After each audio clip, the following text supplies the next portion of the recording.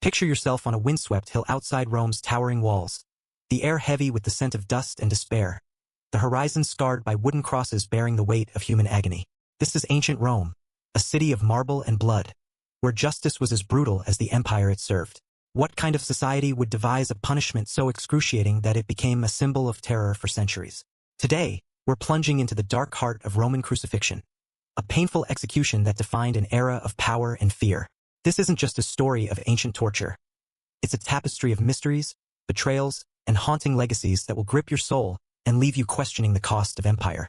Whether you're driving through the night, working at your desk, or craving a tale that teeters on the edge of horror, settle in. Let's unravel the history and mechanics of Roman crucifixion and the secrets it left etched in the sands of time. Ancient Rome, from its mythical founding in 753 BCE to the fall of the Western Empire in 476 CE, was a civilization of breathtaking ambition. Its legions conquered continents, its aqueducts tamed rivers, and its laws laid the foundation for the modern world. But beneath the glory of the Colosseum and the Forum lies a darker truth. Roman justice was not about mercy, it was about control, spectacle, and fear. Crucifixion, the most infamous of their brutal punishments, was reserved for those who dared to challenge the empire's iron grip: slaves, rebels, and traitors. It wasn't just a method of execution. It was a public warning, a gruesome display designed to break the spirit of the living.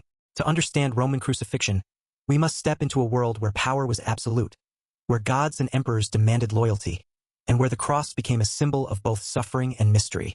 This is a journey into the torture history of Rome, a descent into the heart of an empire that thrived on order but was haunted by chaos. Let's begin with the mechanics of crucifixion, a process so horrific it's hard to fathom. Imagine a crowded street in Jerusalem around 30 CE, under the iron rule of Roman occupation. A condemned man, perhaps a thief or a rebel, is dragged through the city, his back raw from a brutal scourging, a heavy wooden beam strapped to his shoulders. The crowd jeers or watches in silence, their faces etched with fear or fascination. Crucifixion began with a savage prelude. The victim was flogged with a whip called the flagrum, its leather thongs embedded with bone, metal, or stone. The scourging tore flesh from bone, leaving the victim weakened, bloodied, and barely able to stand before the real torment began. At the execution site, often a hill like Golgotha, chosen for its visibility, the victim was stripped naked, exposed to the elements and the crowd's gaze. The Romans used two main types of crosses: the crux commissa, shaped like a T, and the crux emissa, the traditional cross with a vertical post and crossbar. The mechanics were simple but diabolical.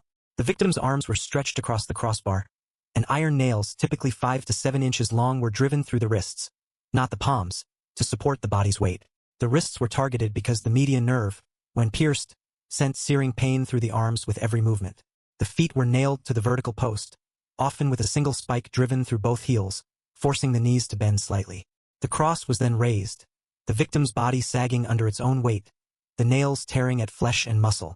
Death came slowly, often taking hours or even days, from a combination of asphyxiation, shock, and dehydration. Breathing was a struggle. Each breath required the victim to push up against the nails in their feet, a cycle of agony that exhausted the body. The Romans perfected this painful execution to maximize suffering while minimizing effort. A small wooden seat, or sedile, was sometimes added to prolong the ordeal, forcing the victim to linger in torment. In some cases, a footrest or suppedaneum was used to further extend the suffering, allowing the victim to support their weight just enough to delay death. Why was crucifixion so central to Roman justice? The answer lies in its purpose. It wasn't just about killing, it was about humiliation and deterrence. Crucifixion was a public spectacle, performed on busy roads or hillsides where travelers and citizens could see. The victim was stripped naked, exposed to the sun, wind, and mocking crowds. It was a punishment reserved for the lowest of society's slaves, foreigners, and rebels because it stripped them of all dignity. Roman citizens, except in rare cases of high treason, were spared this fate, often receiving quicker deaths like beheading or strangulation. Crucifixion sent a clear message: defy Rome, and you'll suffer a fate worse than death. It was a tool of psychological warfare, a way to crush rebellion and enforce submission across the empire's vast territories. This was ancient torture at its most calculated, a balance of pain and spectacle that made crucifixion Rome's ultimate weapon.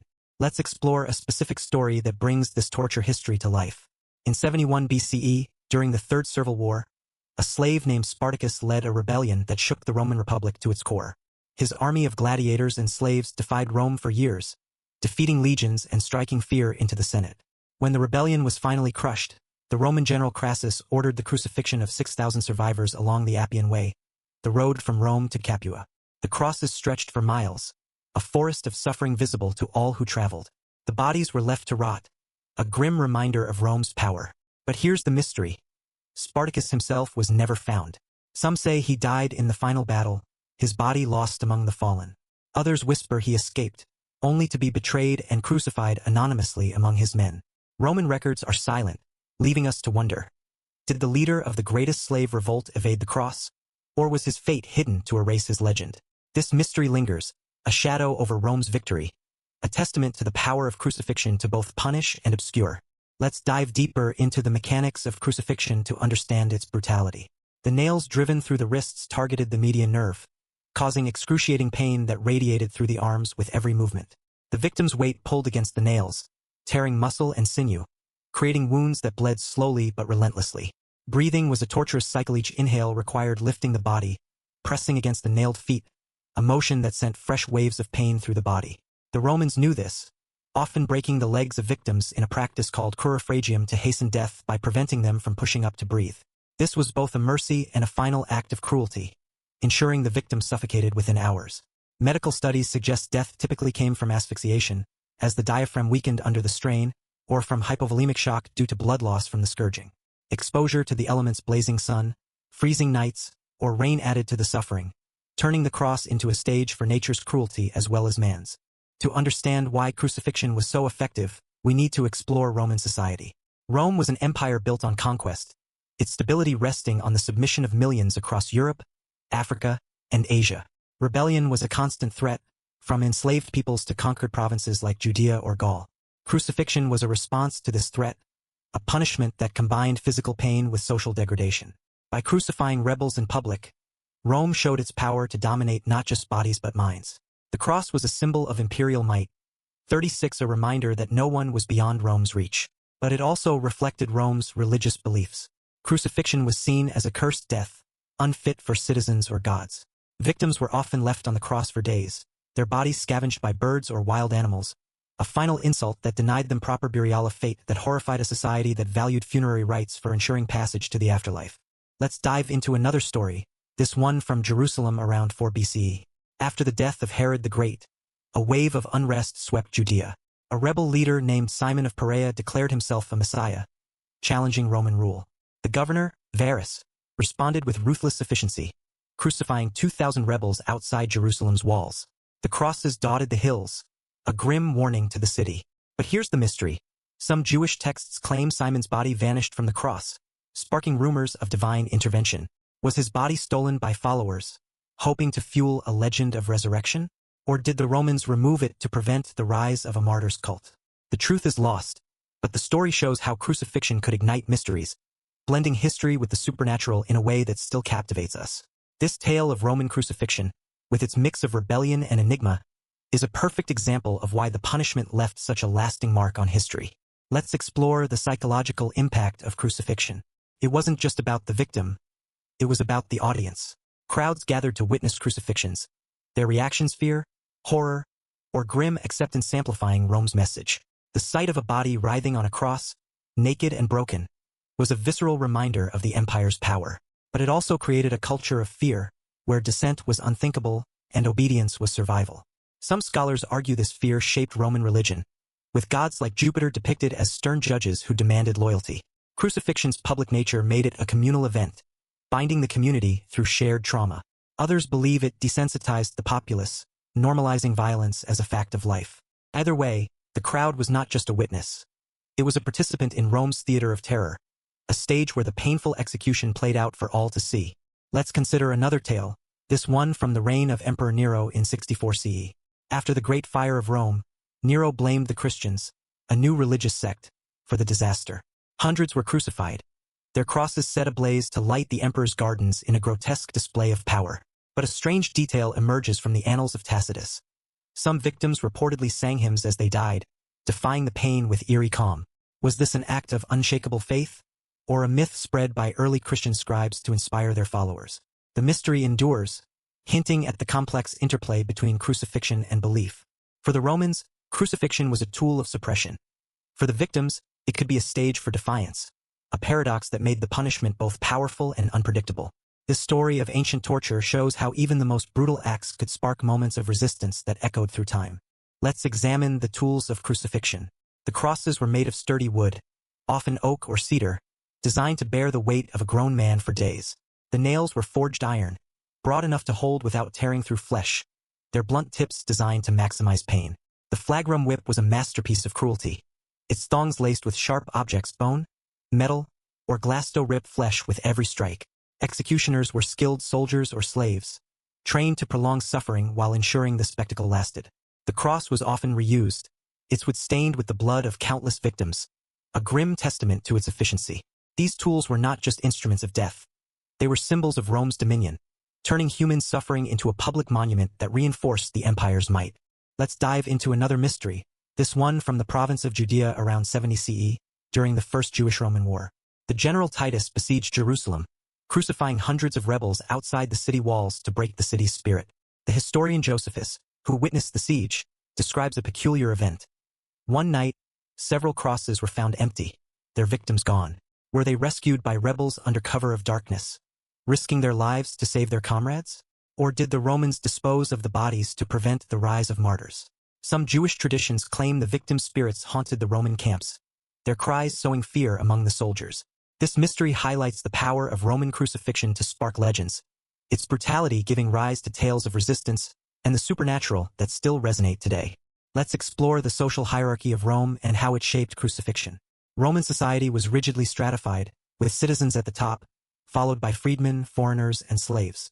Crucifixion was reserved for the lowest tiers, a punishment deemed too shameful for citizens except in cases of high treason. This hierarchy made crucifixion a tool of social control, reinforcing the divide between the powerful and the powerless. By crucifying slaves and rebels, Rome reminded everyone of their place, ensuring the empire's stability through fear. But it also sowed the seeds of resentment, fueling rebellions that would eventually weaken the empire. The painful execution of crucifixion was not just a punishment. It was a statement of Rome's social order, a brutal reminder of who held power and who did not. Let's consider another story, this one from the reign of Emperor Caligula around 40 CE. A group of Germanic prisoners was crucified for raiding a Roman outpost in the province of Germania. The historian Suetonius records that one prisoner, a tribal leader named Arminius, cursed Caligula as he died, predicting the emperor's downfall. Months later, Caligula was assassinated in a palace conspiracy, leading some to believe the curse held power. Was this a coincidence? Or did the prisoner's defiance inspire rebellion among those who witnessed his crucifixion? The story shows how crucifixion could backfire, turning victims into martyrs whose words carried weight beyond their death. This tale of ancient torture underscores the unpredictable nature of Rome's most brutal punishment, a tool that could suppress but also ignite resistance. Let's delve into the religious significance of crucifixion in Roman society. To the Romans, death by crucifixion was a cursed fate, denying the victim a proper burial and, by extension, peace in the afterlife. This made it particularly terrifying to a society that placed great importance on funerary rites to ensure a smooth passage to the underworld. Victims were often left on the cross for days, their bodies exposed to scavengers like vultures or dogs, a final indignity that severed their connection to the divine. But for early Christians, crucifixion took on a radically different meaning. The crucifixion of Jesus, around 30 CE, transformed the cross from a symbol of shame into one of sacrifice and redemption. This shift baffled the Romans, who could not fathom why a group would revere a punishment so degrading. The mystery of how a tool of torture became a sacred symbol is one of history's great enigmas, a testament to the enduring power of crucifixion's legacy in shaping belief systems. Let's explore another layer of crucifixion's impact, its role in Roman law. Crucifixion was not a random act of cruelty. It was codified in Roman legal practice, particularly for crimes against the state. The Lex Pudiliana, a law from the 2nd century BCE, formalized crucifixion as a punishment for slaves who committed serious offenses, such as murder or rebellion. For non-citizens, it was a standard penalty for crimes like banditry or sedition. The legal precision of crucifixion, its specific application to certain groups and crimes, reveals Rome's obsession with order. By reserving crucifixion for the marginalized, Rome reinforced its social hierarchy, ensuring that citizens remained loyal while outsiders lived in fear. But this legal framework also created tensions, as conquered peoples resented the brutality meted out to their kin, fueling cycles of rebellion and repression. Let's dive into another mystery, This one from the province of Britannia around 61 CE, during Boudicca's rebellion. The Iceni queen led a revolt against Roman rule, sacking settlements and defying the empire's might. When her forces were defeated, the Roman governor, Suetonius Paulinus, crucified thousands of rebels, lining the roads of Britannia with crosses. But a Celtic legend claims that Boudicca's spirit haunted the execution sites, her cries heard at night, terrifying Roman soldiers. Was this a myth born of grief, a way for the defeated to reclaim power through folklore? Or did the mass crucifixions leave a spiritual scar on the land, a lingering echo of suffering? This story underscores the lasting impact of Roman crucifixion, its ability to inspire fear and folklore long after the crosses were taken down. Let's examine the role of the executioners in crucifixion. These were not mere butchers. They were skilled professionals, often soldiers or trained slaves, who understood the anatomy of pain. They knew how to drive nails to maximize suffering without killing instantly, how to position the body to prolong the ordeal. In some cases, executioners were also torturers, tasked with scourging the victim before the crucifixion began. Their role was both practical and symbolic, embodying Rome's authority to inflict death. Yet they were also despised, seen as tainted by their contact with the condemned. This paradox, respected for their skill, reviled for their work, made executioners a shadowy presence in Roman society, their hands stained with the blood of countless victims. Let's explore another tale, this one from the province of Gaul around 52 BCE, during Julius Caesar's conquests. A Gallic chieftain named Vercingetorix led a rebellion against Rome, uniting tribes in a desperate bid for freedom. When his forces were defeated, Caesar ordered the crucifixion of hundreds of Gallic warriors, their crosses lining the roads of Alesia. But a strange detail emerges from Roman accounts. Some crosses were found toppled, as if cut down in the night. Were these the work of Gallic survivors, attempting to honor their dead? Or did the Romans themselves destroy the crosses to erase the memory of a near defeat? The mystery lingers, a reminder that crucifixion was not just a punishment but a battleground for control over history itself. Let's consider the physical toll of crucifixion on the victim.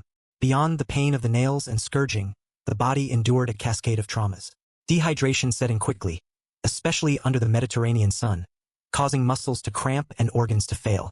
The heart struggled to pump blood, leading to cardiovascular collapse in some cases. Infections from open wounds were common, as the Romans rarely cleaned their tools. The psychological toll was equally devastating. Victims faced not just pain but the humiliation of public exposure, the taunts of crowds, and the knowledge that their suffering was a spectacle.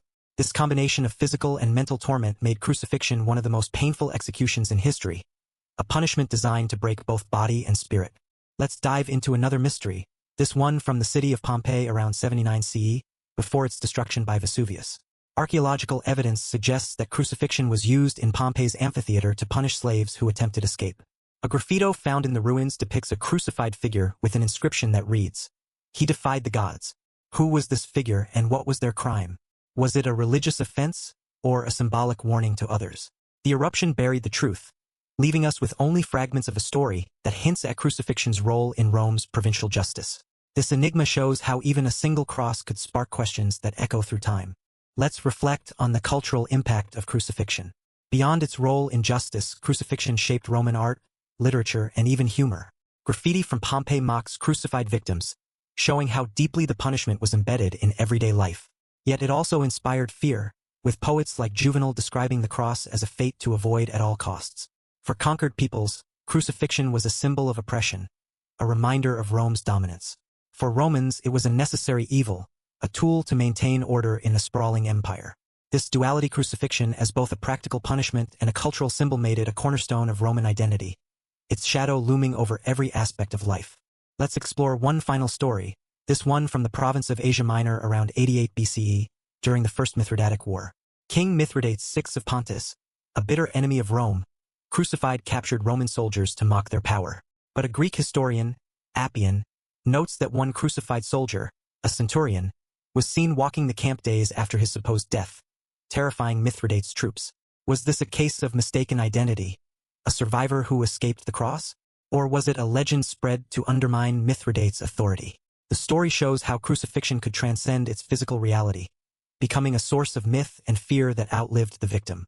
As we weave through these tales, it's clear that Roman crucifixion was more than a punishment, it was a statement. It was a tool of empire, a symbol of terror, and a spark for mysteries that still captivate us. The mechanics of crucifixion were designed to maximize pain and humiliation, But its true power lay in its ability to shape society. It crushed rebellions, reinforced hierarchies, and left behind legends of defiance and the supernatural. Why did the Romans rely on such a brutal punishment? Perhaps it was their way of taming a sprawling empire, of asserting order over chaos. Or perhaps, in their quest for control, they unleashed horrors that echoed through time, shaping the course of history. Now, as we draw this journey to a close, let's step back and ask, what does the history of Roman crucifixion tell us about the empire that wielded it? It reveals a civilization obsessed with power, yet haunted by the fear of losing it. It shows us emperors who ruled as gods, yet faced rebellion at every turn. And it reminds us that even in the heart of Rome's glory, humanity grappled with its darkest impulses. Crucifixion was not just a painful execution. It was a story, a warning, a mystery that shaped the course of history. Its echoes, empty crosses, cursed emperors, haunted hills linger as reminders of a time when justice was nailed to a cross. If this dive into the torture history of Roman crucifixion gripped you, I invite you to join us for more journeys into the shadows of the past. Hit that subscribe button, ring the bell, and share your thoughts below. What's the most chilling aspect of crucifixion you've heard of? Do you think the Romans were cruel, or were they just masters of control? If you're hungry for more dark history, check out our next video on the brutal punishments of ancient Egypt, where the sands hide even more secrets. Until then, keep exploring the mysteries that shape our world. Stay curious, stay brave, and let the stories of history haunt your dreams.